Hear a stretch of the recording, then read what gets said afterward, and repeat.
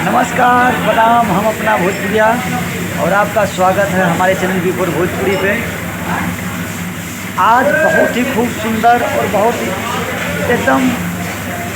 ही अच्छा सॉन्ग बोला जाए, जो इस साल का इस छठ पूजा का सबसे पहला सॉन्ग खेसारी लाल यादव जी का आ चुका है।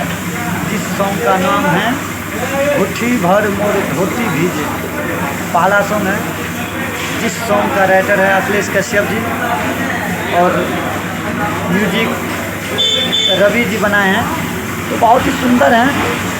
और आप लोग साथ में जैसे खेसारी लाल यादव का हिट जोड़ी साथ में शिल्पी राज गाए हैं, तो आप लोग जाकर के जरूर सुनिएगा। और खेसारी लाल यादव इस साल छठ में कुल 8 सॉन्ग करने वाले हैं, जिसमें पहला सॉन्ग आ चुके हैं अन्नपूर्णा फिल्म से खेसारी लाल यादव जी का मुट्ठी भर मोर धोती भीजे।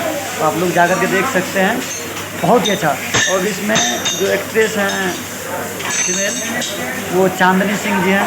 तो आप लोग जाकर देखिए और बहुत सारा प्यार दीजिए, ज़्यादा से ज़्यादा गाना शेयर कीजिए। Love you.